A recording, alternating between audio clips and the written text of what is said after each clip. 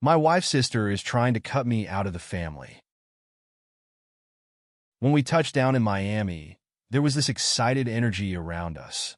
Sarah was practically glowing, looking out at the palm trees from the airport window and squeezing my hand. Her dad had been buzzing with excitement since we'd told him about the trip, and seeing him so thrilled made it feel like we were doing something really special. I could tell Sarah felt that too. We made our way through the terminal, the family around us, everyone buzzing about the things they'd want to see. I'd arranged for a private car to take us to the hotel. Sarah's dad, Tom, was wide-eyed as he looked out the windows, pointing out the familiar landmarks he remembered from his own honeymoon years ago. Sarah's mom, Carol, was looking around with a soft smile, almost a little overwhelmed by it all, but I could tell she was happy to be here with everyone.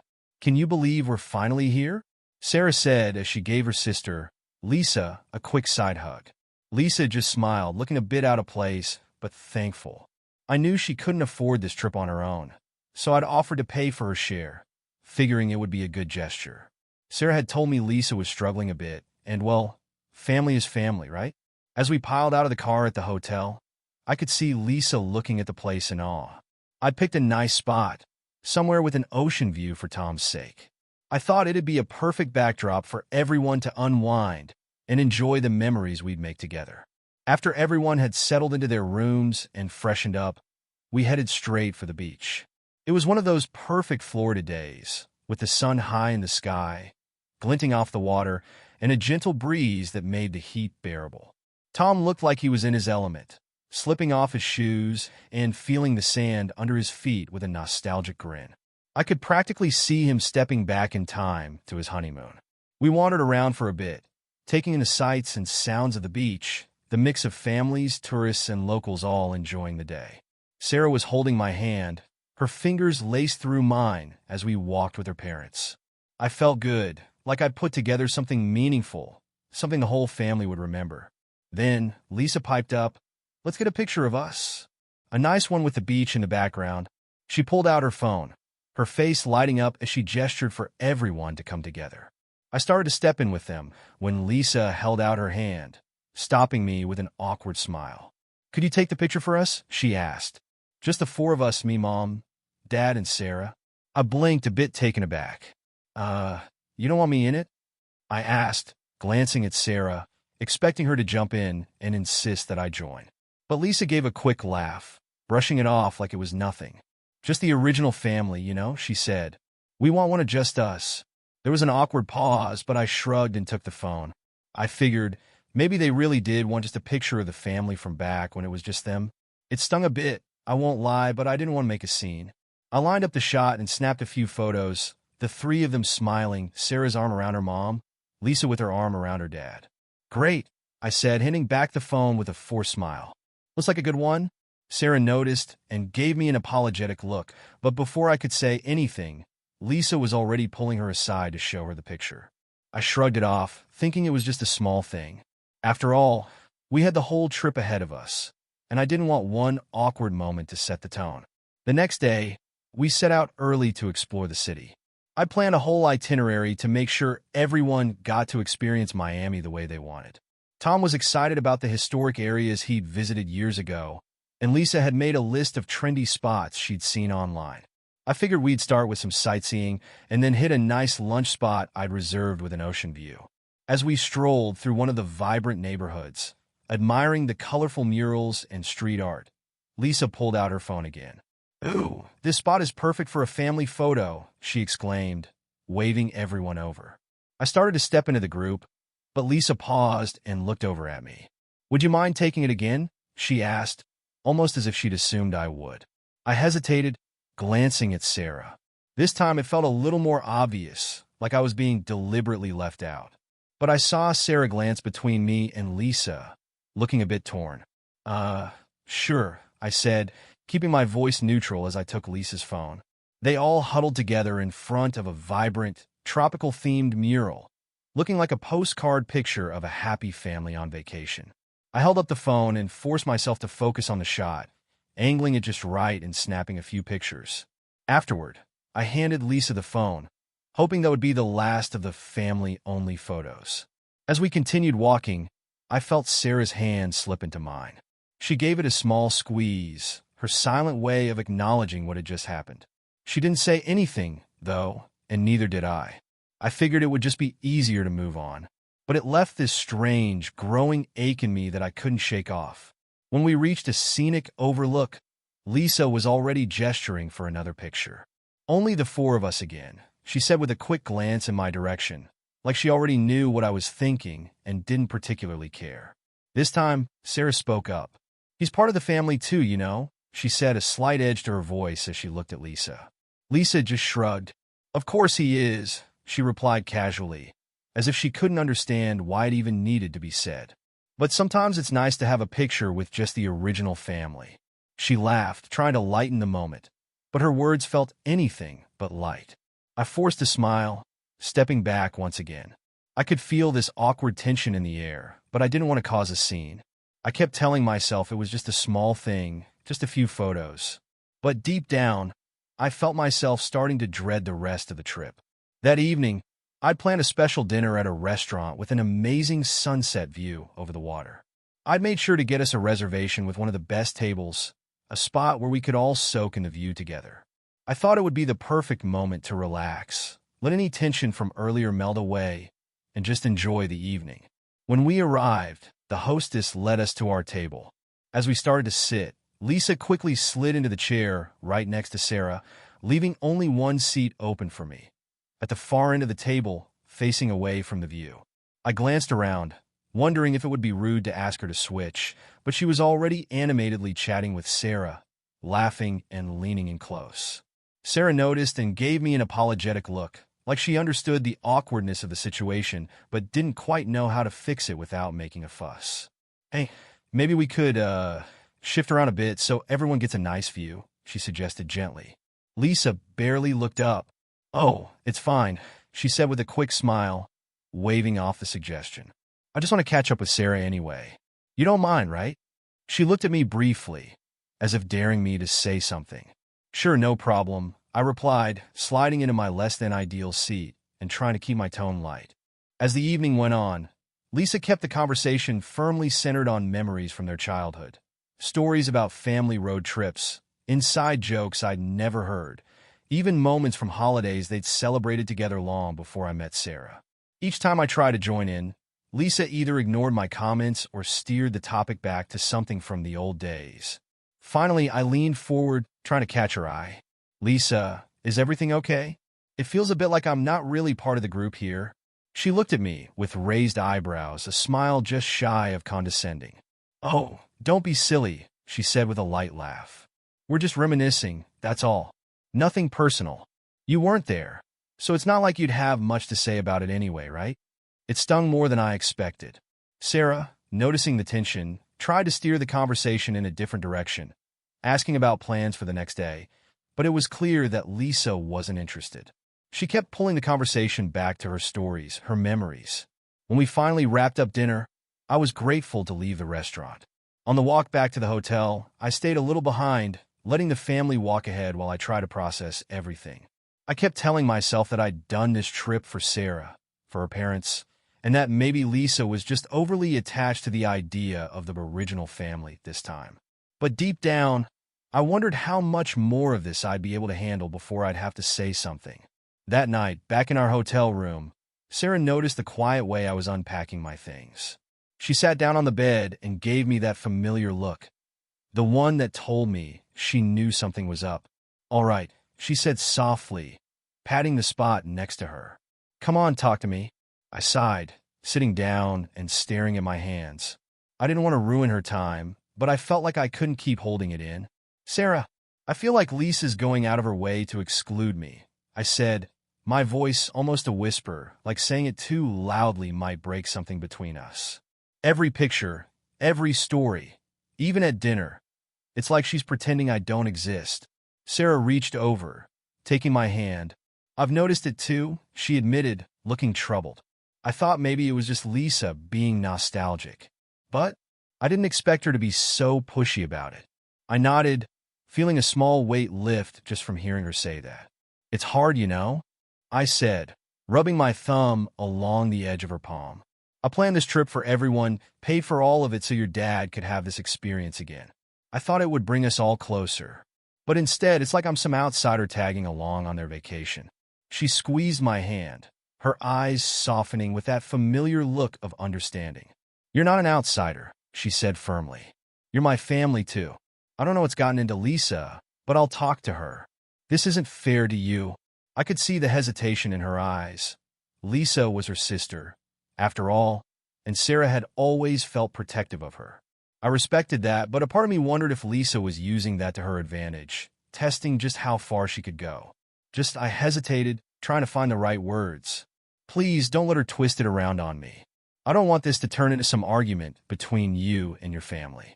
But I also don't want to keep feeling like I'm invisible here. Sarah nodded, her expression a mix of worry and resolve. I'll talk to her.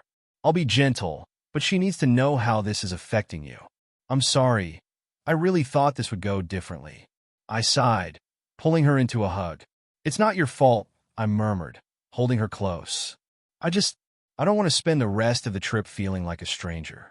I want to enjoy this with you. We sat there quietly, Sarah's arms wrapped around me, the faint sound of waves breaking through the open window. I could feel her breath slow, her mind already churning with thoughts about how to handle Lisa. And as much as I trusted her, I couldn't help but wonder if this talk would change anything, or if I'd spend the rest of the vacation stuck in the background, watching them play out memories I was never a part of. The next morning, we had planned a day trip to a nearby nature reserve. Sarah and I met everyone in the hotel lobby, and I noticed her giving Lisa a look that seemed to say, "We need to talk." Lisa didn't pick up on it, or maybe she was just ignoring it. Either way, she greeted us with her usual cheerful energy, already talking about all the places she wanted to explore. On the drive over, Sarah stayed quiet, and I could tell she was building up to something. Once we reached the reserve, with everyone stretching and looking around, Sarah finally pulled Lisa aside. I pretended to be interested in a trail map nearby, but my ears were tuned in, hoping to catch bits of the conversation. "Hey, Lisa," Sarah started, trying to keep her voice light. "I wanted to talk to you about something. It's about how you've been treating my husband on this trip." Lisa's smile faded a little, and she looked genuinely confused. What? What do you mean?" Sarah shifted, glancing my way, then back to Lisa. "It's just, you keep leaving him out of photos, out of conversations. I know you're feeling nostalgic, but he's part of the family too. And it's starting to feel, I don't know, kind of intentional." Lisa looked taken aback, almost as if the thought had never crossed her mind. But then, her expression turned defensive. "I didn't mean to make him feel left out," she replied, her tone a bit clipped. "But, Sarah, you know this is a special trip for us. Dad hasn't been here since the honeymoon. It's just a family thing." Sarah sighed, trying to keep her patience. "But he's my family now. I wanted him here because I wanted us to experience it together. All of us." Lisa crossed her arms, shifting her weight and glancing at me with something between annoyance and exasperation. "I just thought it was obvious, Sarah. I don't know why he has to be in every picture. Sometimes I want it to be just us, like old times." At that, Sarah's patience started to wane. "Lisa, we're adults now. Things have changed. If this trip is supposed to be about family, that includes him. He put this whole thing together for us, for you, for Mom and Dad. He deserves to feel like he's a part of it." Lisa glanced down, looking frustrated but unsure what to say. "All right," she finally muttered. "If it's that big of a deal, I'll try to be more inclusive. But don't act like I've done something horrible, Sarah." I watched as Sarah took a deep breath, then simply nodded. "Thanks. That's all I'm asking," she said, her voice gentle but firm. As they rejoined the group, I tried to read Lisa's expression. She looked irritated, her smile now a little forced. Sarah reached over, giving my hand a quick squeeze as if to say, "I've got your back," but I could feel the tension hadn't fully lifted. With the tension lingering in the air, we set off down one of the reserve's trails. The path was shaded by thick canopies of trees, with patches of sunlight filtering through and casting dappled patterns on the ground. Tom was up ahead, guiding Carol and Lisa, pointing out birds and plants he recognized from his honeymoon trip, his voice animated with excitement. Sarah and I followed a few paces behind them, staying close but not quite part of their bubble. Lisa didn't say much to either of us, keeping her focus on her parents. But every so often, I'd catch her glancing back at us, her expression unreadable. Sarah would give me a reassuring smile, but I could tell she was uneasy, probably hoping that her conversation with Lisa would have gone more smoothly. I appreciated that she'd said something, but I couldn't shake the feeling that this was just a temporary fix. As we walked, I tried to focus on the beauty of the place, taking in the lush greenery and the sounds of nature around us.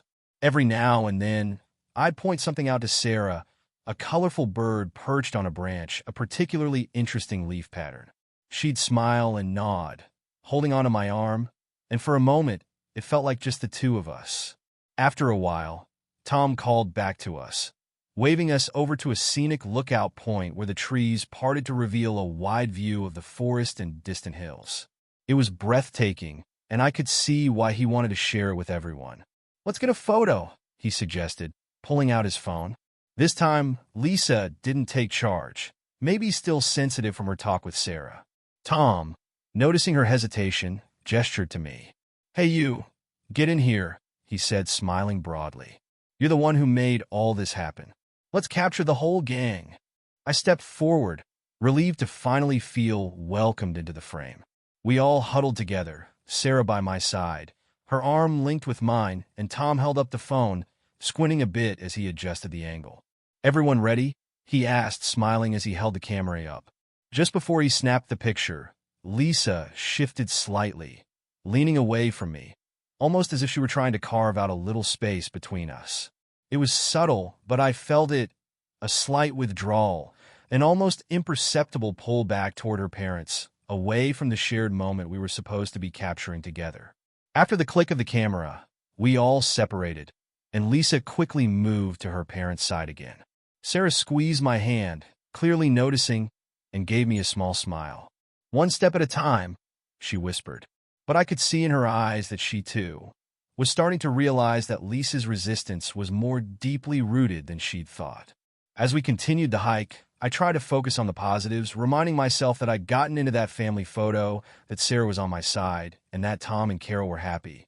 But Lisa's silent, stubborn divide had settled into my thoughts, making each step feel just a little heavier. After the hike, we stopped by a small souvenir shop near the trailhead. It was one of those charming, cluttered places packed with knickknacks, postcards, keychains, and mugs stamped with Miami and Everglades in bold, colorful letters. Tom and Carol wandered over to a display of vintage postcards, laughing softly as they picked through the pile, reminiscing about the souvenir scavenger hunts they'd done on their honeymoon. I was browsing a shelf of mugs when Lisa came over to Sarah, holding up a matching set of tiny seashell necklaces. "Look, remember when we used to buy these as kids?" she asked, her eyes lighting up. "Let's get matching ones again like old times." Sarah chuckled, glancing at me before replying. "Actually, why don't we find something all of us can keep? Maybe some fun matching keychains?" Lisa's smile faltered slightly. "Sure, or maybe just us," she said, as if the thought of including me hadn't even crossed her mind.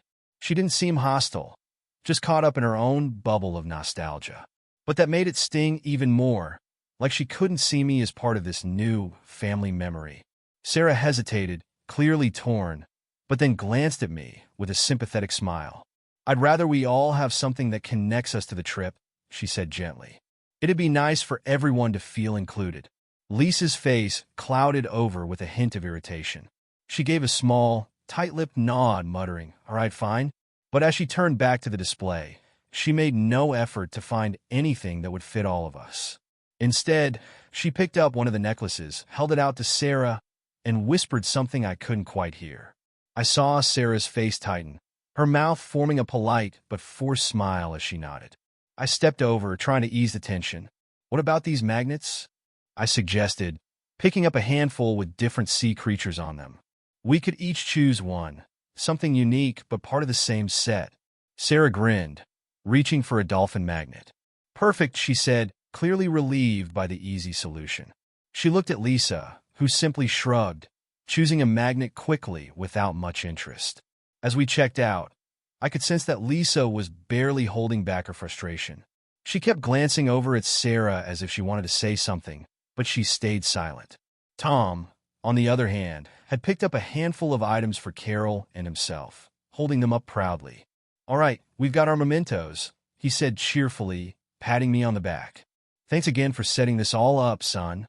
It's a beautiful place." Hearing him call me son sent a warm, unexpected jolt through me. I managed a genuine smile and nodded, feeling, for the first time on this trip, a flicker of belonging. I caught Lisa's expression out of the corner of my eye. It was tight, her mouth pressed into a thin line, and I knew that single word hadn't gone unnoticed by her either. As we walked out of the shop, Tom and Carol at the front, Sarah gave me a gentle nudge. "You're doing great," she whispered with a small smile. And despite everything, her words made me feel a little lighter, if only for the moment. That evening, we had another family dinner planned, this time at a laid-back seafood spot along the marina. The tables were simple, with rustic lanterns and a view of boats bobbing softly in the evening light. It was the kind of place where you could hear the waves, watch the sunset, and just enjoy being together. I was hopeful, thinking maybe tonight would be different after our talk on the hike. I kept telling myself, it's just a matter of time before she comes around. As we were seated, I noticed Lisa making a beeline for the chair next to Sarah. Once again, I was left at the end of the table. Sarah saw it happen too, and without missing a beat, she leaned over to Lisa, casually saying, "Hey, mind if I sit next to my husband tonight? We don't get to do this kind of thing often." Lisa blinked, clearly thrown off. She glanced between me and Sarah, then shrugged with a forced laugh. "Oh, sure, I just thought we'd sit like, how we used to." Sarah smiled gently, not missing a beat. "I know, but this trip is about creating memories as a family. That includes him." She gestured for me to sit next to her, and I could feel the quiet support in her gesture, like she was anchoring me back into the group. Lisa nodded but quickly looked down, almost sulking as she took a seat across from us. Carol and Tom, blissfully unaware of the tension, were poring over the menu, discussing the fresh catch of the day and reminiscing about the seafood they'd tried here all those years ago. As we settled in, the conversation turned lighter, and for a while, it felt normal. Tom was telling stories about the mishaps of their first trip here, getting lost on the way to the beach, trying Cuban food for the first time, little moments that seemed to bring a sparkle to his eyes. I could see why he wanted to be back here, reliving it all. He looked at Carol like he'd just met her, smiling as she laughed at the old memories. Feeling the warmth of the moment, I decided to share a story of my own, something to join in on the nostalgia. "Funny enough, I got lost the first time I came to Miami, too," I said, chuckling. "Ended up in some little neighborhood that was definitely not on the tourist map, but a guy at a corner shop helped me find my way back." Carol laughed, nodding with a big smile. "See, it's a rite of passage. Miami has a way of throwing people off, doesn't it?" Tom chuckled, raising his glass to me. "To finding our way, no matter how we get turned around." Everyone laughed and raised their glasses, but I noticed Lisa's was just a second too late. She forced a smile, then turned the conversation back to a childhood memory, steering it away from me again. I felt the small, familiar pang, but brushed it off. I was in a good spot, with Sarah beside me, her parents including me warmly. I didn't want to let Lisa's behavior get to me again. As the dishes came out, I tried to keep the mood light, making small talk with Carol about the dishes we'd ordered. The food was delicious: grilled fish, ceviche, and garlic shrimp that made the table smell like heaven. Carol nudged Tom and pointed out something on his plate, and the two of them were caught up in a memory of their honeymoon dinners, laughing about a seafood place they'd stumbled upon. Then Lisa spoke up, her voice a little louder than necessary, as if to reclaim the spotlight. "Sarah, remember when Dad tried to cook that fish for us on that camping trip, and it burned completely?" She laughed, nudging Sarah's arm. "We didn't know if we'd ever get the smell out of the cabin." Sarah laughed, glancing at me. "Oh, yeah, it was like smoke-filled fish stew," she said, but I noticed she quickly turned her attention back to the whole table, inviting everyone into the joke. Lisa barely looked at me, her eyes set on her parents and sister, almost like she hadn't even noticed my presence. Halfway through the meal, I leaned over to Sarah, quietly saying, "I think she's just never going to get there, is she?" Sarah sighed, giving me a gentle, apologetic look. "Maybe not right now, but I see you." and they see you. She gestured toward her parents, who were chatting with me like I'd been around all along. It was comforting knowing they had my back. Still, as I watched Lisa across the table, talking with that same warmth she denied me, I couldn't help but wonder if this was just how it would always be, me on the edge, close but not quite part of the family Lisa kept clinging to as if no one else was allowed in. The next morning, we had plans to check out some local markets and maybe hit a museum afterward. It was supposed to be a relaxed day, just wandering, enjoying the local flavors, seeing whatever caught our eye. I thought maybe this would be a chance to just enjoy the day without any awkward family photo moments or seat arrangements to worry about. We arrived at the market, the air filled with the aroma of street food, mixed with the warm scent of tropical flowers from the stalls. Carol and Tom were already absorbed, checking out handmade jewelry and vibrant local artwork. Sarah and I stuck together, laughing at some of the quirky souvenirs and tasting little samples of coconut candy from one of the vendors. For a moment, I felt at ease, like maybe today would be a smooth, simple day. Then, Lisa walked up with her phone out, again ready for photos. She called over her parents, nudging them to stand in front of a colorful mural. Sarah and I naturally moved to join them, but Lisa quickly held up her hand with an almost rehearsed expression. "Oh, actually," she said, smiling a little too brightly, "just one of us this time." Sarah's face fell, her patience clearly wearing thin. She turned to Lisa, her voice a little sharper than before. "Lisa, come on. You're doing it again." Lisa's expression hardened, her cheerful mask dropping. "Sarah, it's not a big deal," she insisted, a note of annoyance creeping into her voice. "Why does he have to be in every single picture? Can't we have one that's just us?"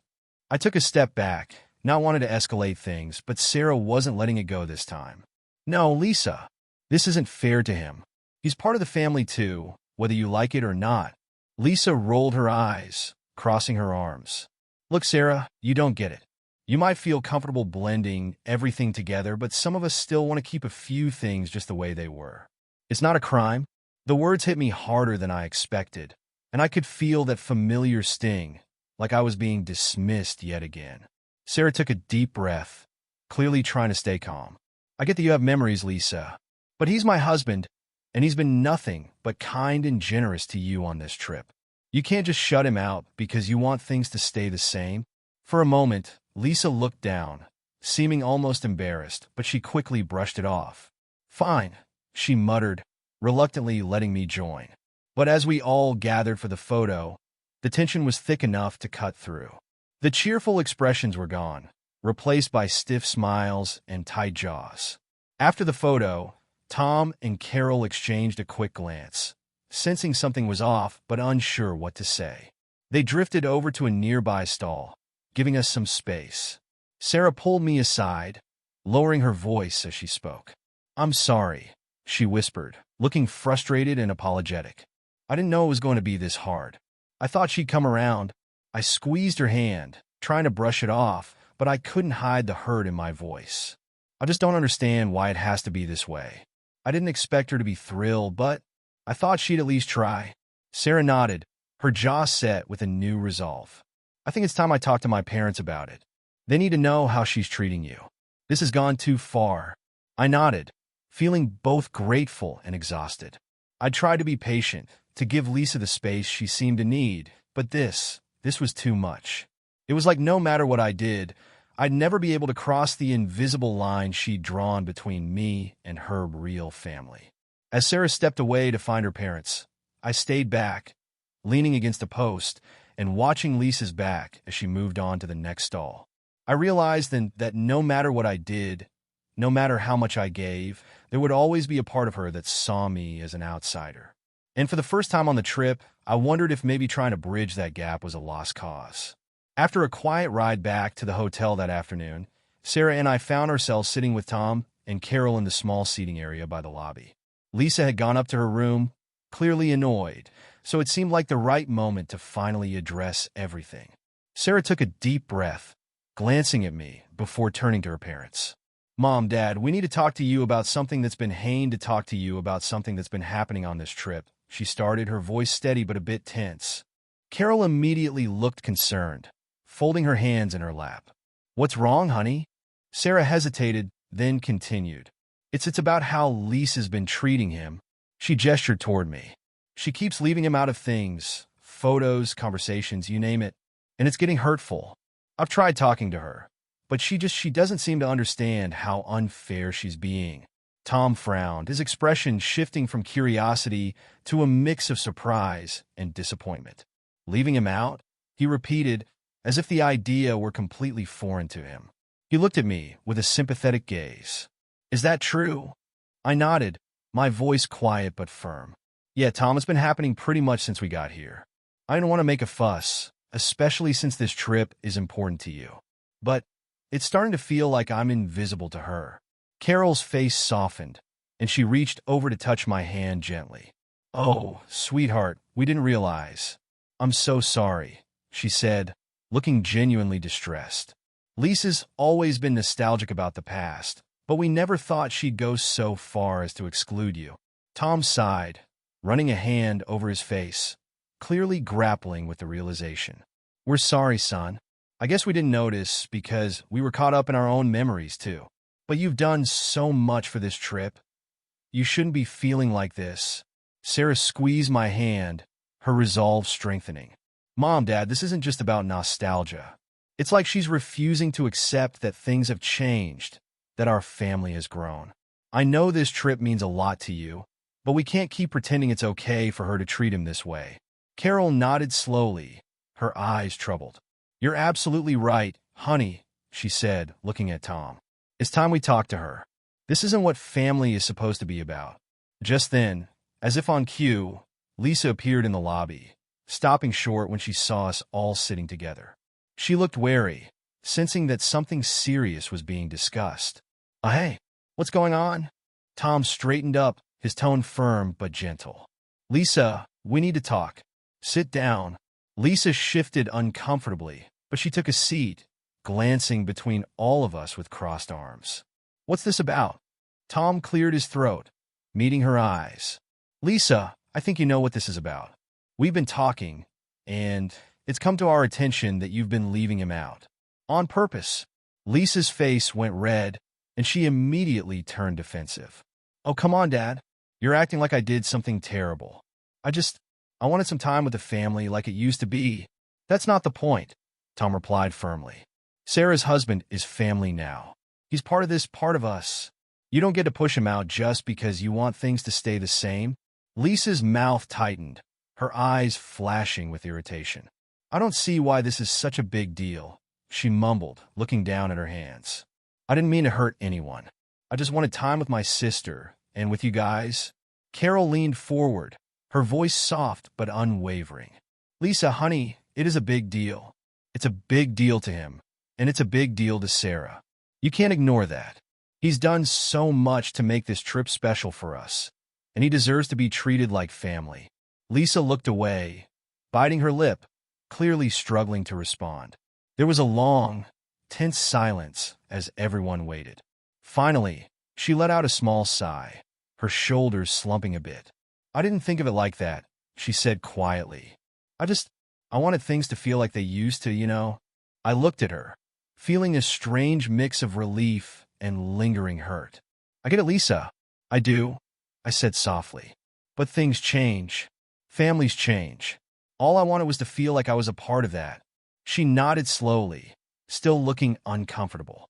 All right, I'm sorry. I'll try to be better about it. It wasn't the most heartfelt apology, but it was something. Tom and Carol both nodded, clearly hoping that this was the start of things improving. Sarah gave my hand a final squeeze, her silent way of saying, we did it. And for the first time on this trip, I felt a little glimmer of hope that maybe, just maybe, things could start to turn around. The rest of the trip passed quietly. Lisa kept her promise, however reluctantly, and started including me in photos and conversations. There was still a guardedness to her interactions with me, a sense that she was doing it out of obligation more than genuine warmth. But it was a step in the right direction. Tom and Carol made an extra effort to keep me involved, asking about my thoughts on places to visit and making sure I was part of every family moment. Sarah stayed close to my side, giving me those small, supportive glances that reminded me I wasn't alone in this. When departure day arrived, we all gathered in the hotel lobby, bags in hand, and sleepy from the early wake-up. Tom gave me a firm handshake and a pat on the back, gratitude in his eyes.